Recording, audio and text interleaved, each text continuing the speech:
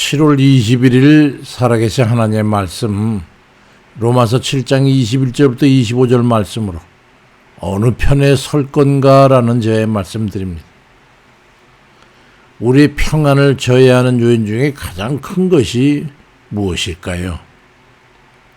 불안의 실체는 어떤 대상에 있는 게 아니고 우리의 죄책 때문입니다. 누구 앞에서 불안한 겁니까? 하나님 앞에 불안한 거지. 옛말에 이런 말이 있잖아요. 때린 놈은 오그리고 자고 맞은 놈은 다리 펴고 잔다라는 말입니다. 때린 놈은 남을 때렸으니까 벌 받을 걸 생각해가지고 편치 않고 그걸 나타내는 거지. 맞은 놈은 이미 맞았으니까 맞은 것으로 해서 꺼리킬 거 없으니까 좀 아프긴 해도 편안함을 누릴 수 있는 거지. 그 연장선상에서 보면 인간의 심리를 살펴보면요.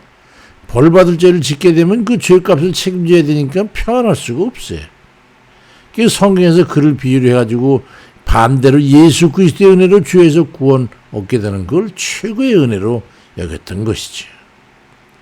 로마서 6장 23절에 죄의 삭은 사망이고 하나님의 은사는 그리스도 예수 우리 주 안에 있는 영생이니라 그리 말씀함으로써 죄를 짓게 되면 그 죄값으로 영원한 형벌을 받게 될 것이니 그것은 영원의 죽음과 같은 것이고 하나님의 은혜는 하나님의 아들에게 죄값을 대신 짐을 지게 하셔가지고 인생을 죄에 삭신 영원한 멸망으로부터 자유롭게 하심으로 해가지고 평안하게 해주셨으니 그보다 더 큰 은혜가 어디 있겠느냐 하는 말씀이지.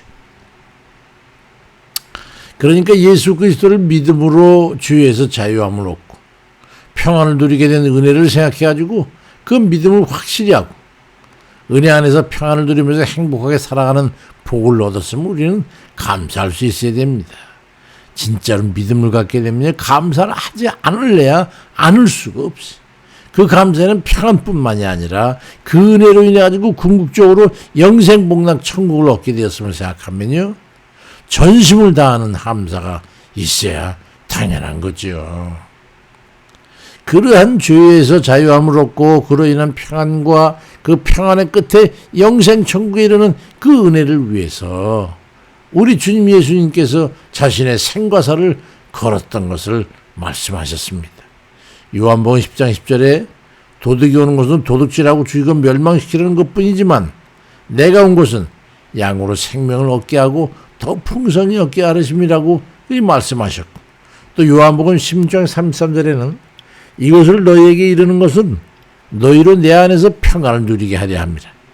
세상에서는 너희가 환난을 당하지만 담대해라. 내가 세상을 이겨노라. 그리 말씀하고 있습니다.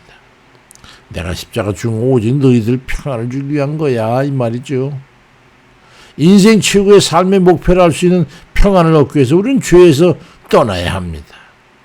왜냐하면 그 죄값을 인해 가지고 우리 영혼은 그 죄의 삭신 사망이라고 하는 그 대가를 치러야 하기 때문에 그로 인한 불안과 두려움에서 벗어날 수 없기 때문에 그래요. 근데 사람이 죄의 본성으로 인해 가지고 죄에 이끌리는 속성이 있어서 매일 죽더라도 죄를 짓고자 하는 그런 게 있잖아요. 그게 죄에 완전히 자유롭지 못한 게 이게 문제입니다. 나 자신이야 물론 죄를 완전히 버리고 의만 행하며 오로지 주 뜻대로 살고 싶지만 우리 마음 또 한 곳에는 죄를 넘겨다 보면서 침을 꼴까 생기고 유혹을 받게 되면 조금만 더 미혹을 당하게 되면 죄에 이끌려가지고 결국 죄를 짓게 되는 거예요. 참 이 문제지요. 그래서 사도 바울은 로마서 7장 21절 이하에서 그러므로 내가 한 법을 깨달았는데 곧 선을 행하기 원하는 나에게 악이 함께 있는 것이로다. 내 속사람으로는 하나님 법을 즐거워하는데 내 지체 속에 또 다른 법이 내 마음의 법과 싸워서 내 수치 속에 있는 죄의 법 가운데는 나를 사로잡아 오는 걸 내가 본다. 아, 오라 나는 참 공고한 사람이라구나. 이 사망의 몸에서 누가 나를 건져내랴. 그렇게 한탄을 하고 있는 거예요. 그러니 우리의 죄에 이끌리는 마음보다 더 강력하게 우리를 구속할 수 있는 또 다른 통제력이 있어야만인 우리가 죄에 이끌리는 마음을 이길 수가 있게 되는 거죠. 그때 연약한 우리에게 능력이 되어주시는 게 바로 우리 주의 성령이십니다. 우리 주의 성령이 우리를 통제해 주시고 우리 주의 말씀으로 인해 결단한 우리의 마음이 주 성령의 도우심으로 절제하고 인내하며 죄를 잘라버릴 수 있는 능력을 갖추게 되는 겁니다. 그 사도 바울은 로마서 7장 25절에서 우리 주 예수 그리스도로 말미암아 하나님 앞에 감사하리로다. 그런즉 내 자신이 마음으로는 하나님 법을 육신으로는 주의 법을 섬기노라 말씀합니다. 결국 믿음이 이기는 거예요.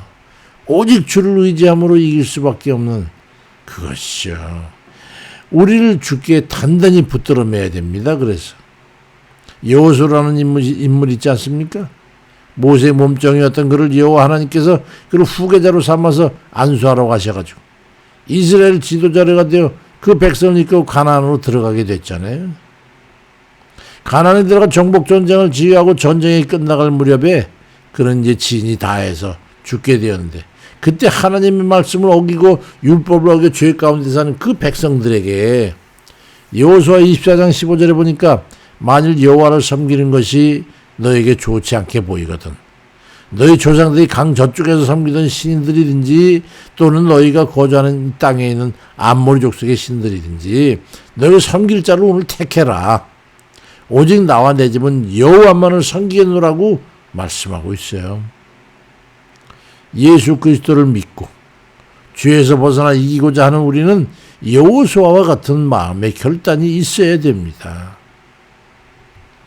오로지 주만 믿고 주를 의지하고 주께만 영광을 돌리는 그런 삶을 살겠다고 하는 우리의 마음의 결심과 결단과 각오가 있어야 돼요.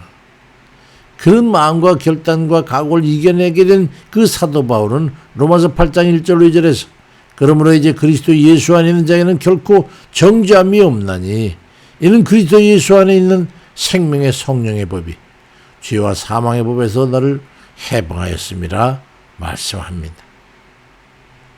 예수 그리스도를 믿고 얻게 된 구원의 기쁨과 그로 인해 영생 천국의 가치가 너무 커서 죄의 달콤함과 미혹을 이기고 죄값으로 인한 영원한 사망에 대한 두려움과 불안에서 자유로워진 그런 사람들은 오직 예수 그리스도를 믿고 주를 의지해서 죄를 이기게 되는 거예요.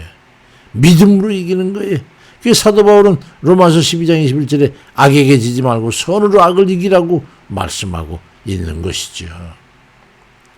예수 그리스도를 믿고 나면 믿기 전에 세상에 대한 이끌림만 있는 게 아니라 예수 그리스도를 믿고 영생 천국에 얻은 말로 할 수 없는 기쁨과 소망이 있게 되는데 이게 이제 이런 두 가지 자아가 내 속에 거하게 되는 거예요.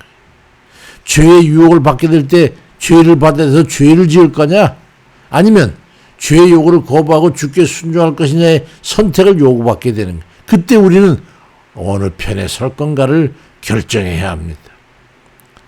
이때 구원받은 은혜에 대한 기쁨과 감사와 주를 의지하는 믿음의 정도가 따라서 승패가 결정될 거예요. 우리 모두는 예수 그리스도를 믿는 그 믿음의 편에 서서 죄의 유혹을 이기고 승리로 영광을 돌리는 그런 이들 다 되시길 주의 이름으로 축원드립니다. 사랑하는 주님, 주님께서는 우리를 구원하시기 위해서 그 무지한 십자가 고통을 이기셨는데 나는 오늘도 죄의 달콤함과 탐욕에 이끌려가지고 죄에 가까이 있었습니다. 때로는 죄의 수렁에 빠져 헤맨 적도 있었지요. 스가랴 선지자를 통해서 너희 힘으로 되지 않냐고 능력으로 되지 않냐고 오직 성령으로만 된다고 말씀하셨잖아요. 주여, 주님께서 우리의 힘과 능력이 되어주셔가지고 죄를 의지함으로 죄를 이기고 주를 의지함으로 죄를 이기고 주 뜻대로 살아낼 수 있는 그런 권능을 우리에게 주님 기름 부어 주시옵소서. 병들어 아파하고 난관에 처해서 힘들고 걱정 근심에 처해 있는 우리 형제들 하나님 구원해 주시고 믿음으로 기도하고 주를 의지하여 주에 빠지지 않게 붙들어 주시옵소서. 사랑하는 주님만 의지하고 우리를 구원하시고 권능이 되시는 주 예수 그리스도의 이름으로 기도드립니다. 아멘입니다.